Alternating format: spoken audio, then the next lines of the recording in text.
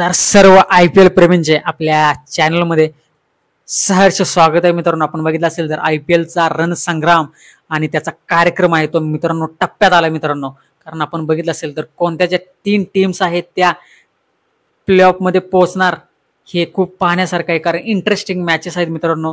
आजचा जो super Sunday होता याच्यामध्ये मित्रांनो चेन्नईने हा सामना जिंकून त्यांचं स्थान आहे ते कुठेतरी थोडंसं पक्क करताना ते पाहायला मिळतात. पण मित्रांनो त्याचबरोबर काटेकी टक्कर देत राजस्थान रॉयल्सने RCBने सुद्धा हा जो सामना होता तो मित्रांनो सहज असा जिंकलेला आहे मित्रांनो. सहज नाही तर खूप टक्कर दिले ह्या मॅचमध्ये आणि RCBने ही जी मॅच आहे ती आपल्या खिशात घालून घेतलेली आहे मित्रांनो. आपण बघितलं असेल तर हा जो सामना होता तो त्यांच्या होम ग्राउंडवरतीच होता. प्रेक्षकांचा सपोर्ट बघितला तर खूप मोठा सपोर्ट RCB साठी आपल्याला पाहायला मिळतो नेहमीप्रमाणेच. आणि मित्रांनो दिल्लीने टॉस जिंकला आणि त्यांनी बॅटिंग न करता त्यांनी बॉलिंग करण्याचा निर्णय घेतला मित्रांनो. तर याच्यामध्ये सुरुवातीला बॅटिंग करताना मित्रांनो RCBने कडून खेळताना विराट कोहलीने फक्त 27 धावा बनवल्या, फाफ डु प्लेसिस 6 वरती. त्याच्यानंतर मित्रांनो विल जॅक्स असेल याने 41 धावा, रजत पाटीदारने खूप छान खेळ केली, त्याने 52 धावा ठोकल्या, कॅमरॉन ग्रीनने सुद्धा 32 आणि याच्या विरुद्धच मित्रांनो 187 धावांचं टार्गेट हे दिल्लीला त्यांना देता आलं मित्रांनो. आणि बघितलं असेल तर याच्यामध्ये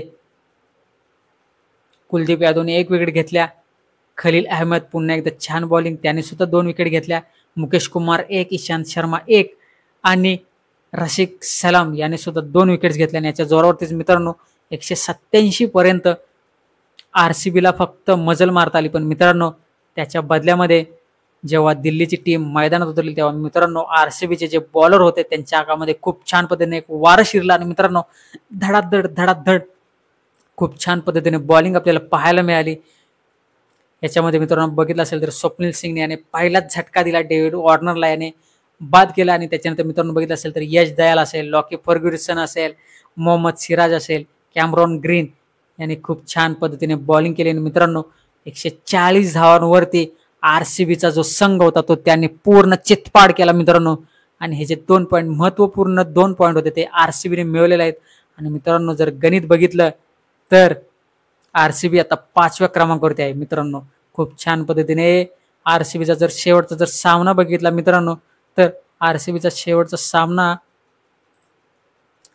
हा मित्रांनो चेन्नई सुपर किंग्स यांच्या विरुद्ध आहे. कारण दोघांना सुद्धा हा अंतिम सामना प्लेऑफ मध्ये घेऊन जाणार कोण जाणार हे पाहण्यासारखं आहे मित्रांनो.